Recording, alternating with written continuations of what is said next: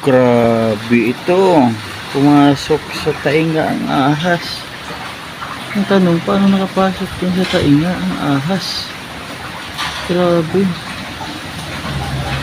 Ang haba pa naman yan. Pusang gala. Ano kuhanin yan?